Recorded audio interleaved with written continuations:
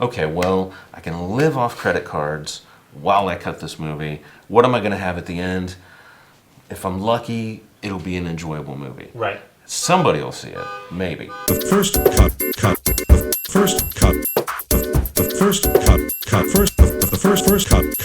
I'll just teach you simple cuts to start with. Welcome back to Craft Truck. In the cut, we're here today with Zene Baker. He has cut some of the best comedies coming out in the last few years, and Very kind this year as well. We're looking forward to getting into it with Zene. Zene, thank you for being here. Absolutely. Good to be here. If you had advice for anybody that was sort of starting up in the in the great wild world of editing, what would you have for them? Geez, actually, that's interesting. I don't know. It's definitely challenging. There's so many ways to go to the editing path or whatever. I did not go any traditional method whatsoever. Like, I didn't go the assistant route at all. So I never got to see that perspective from an assistant, like, oh, this is how a cutting room works, or and this is how the editor runs a cutting room, and this is everything is structured to this. Never once been in someone else's cutting room. I've been close, nearby, but never in. So I did not go that route, so I've just kind of figured it out myself.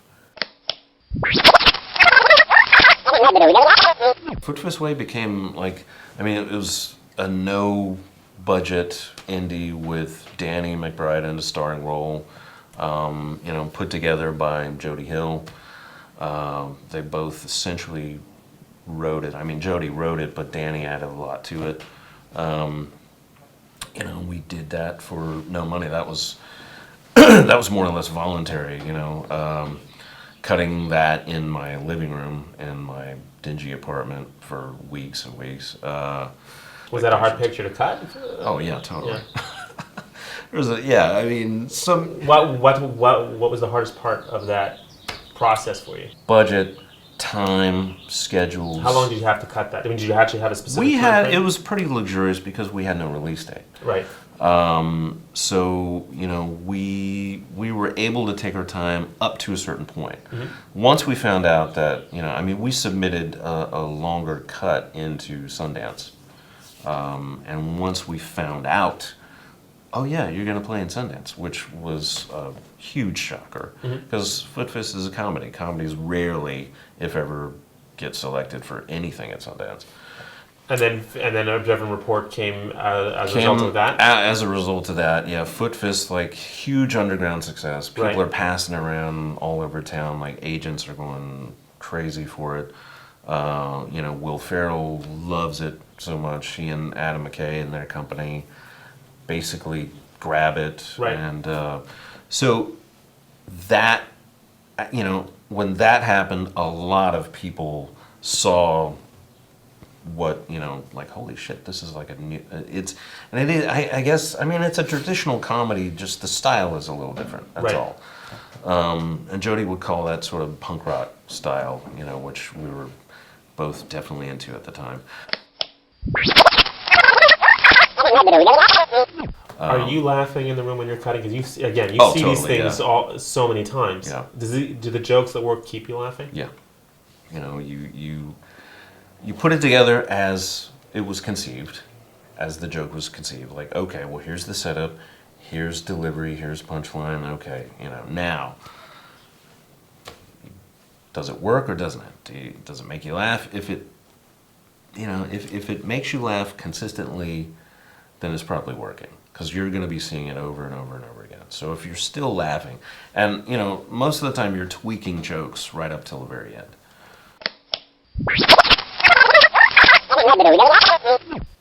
Jody had another script for Observe and Report at the time, which was kind of in a very kind of a loose stage, and just a whirlwind of events. Warner Brothers gets involved, boom, the movie goes out. And, Were you on board from the very beginning on that one? Yeah. That was a tough one though. Like for my first studio movie, having to convince Warner Brothers that I could do that. You had to. I had to. Did someone go to bat for you, or were you? Jody went to bat for me. But you had to actually do your own convincing in the room to somebody. I had to go in a room with Jody, the producer Donald DeLine, the head of post at Warner Brothers, and I think one other person, and that was a very intimidating room. I was super paranoid about how I actually edited for a very long time, until like midway through Observe and Report. When you say how, you mean technically how? Or? Technically how, exactly. Yeah, like, okay, well, because I had to develop a certain style to be fast. Because when you have other people in the room behind you and they want to see a change, if you're not comfortable going into trim mode on 7 different channels of video and audio, and you're just click, click, click, click, click, click, it's going to drive people nuts. Right. So, that's something you don't really learn in film school, is how to make changes pretty fast when other people are sitting right behind you. So you figure out a way that works best. I figured out some crazy ass way that worked fast for me. Like I needed to produce results quickly because I had 2 producers sitting behind me waiting. So, okay, well, I'll do this. Boom, got it. I figured it out. Trial and error. And so for a very long time, I'm like, God, I'm doing this wrong. I'm totally doing this wrong.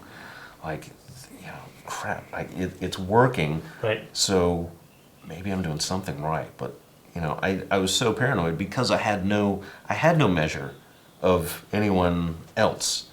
So you've been self-taught essentially this entire... I got the basics in film school, but there's a lot that film school doesn't teach. Film school does not teach you pressure. I got the opportunity during Observe and Report. They brought in another editor for a very short amount of time. I don't know if he was ever credited or not, but one of the nicest people I've ever met, Rick Pearson. He came in for maybe 4 or 5 weeks because, this being Warner Brothers, they want to make sure that they're getting a return on their investment. I am untested. Right. It's business. I get it, So they bring in this other guy. They bring in another guy. Does he take a pass at it, or does he do a polish on your work? What does he do? He takes a pass, because they want to make sure that I'm putting in all the funny stuff. And, and another trick to this is you can't be offended by that. Right. I looked at it as a huge, opportunity for me. I'm like, I know this guy. I know his work. He did Iron Man, Quantum of Solace. It's like big time. It's great. So I watched him cut. I watched him actually moving the mouse and working the keyboards. That's what I'm talking about when I mentioned that I was paranoid about how I edited. And come to find out, this guy cuts exactly like I do. Like the weird techniques I've had to develop over the years, I'm watching him do the same thing, and I'm like, holy crap! All right, and it was like the biggest calm, fell over. I was like, wow, okay, I think this is going to be cool. And a lot of the stuff that he went through ended up pretty much like I had put it in the first place, and we were definitely in agreement on a lot of stuff, and there's a sequence that he put a great polish on when Ronnie comes back to the mall to essentially seek revenge. He made some adjustments in there that were fantastic. And they're all his. I'll give him full credit on that. So question for you about 50/50. Okay.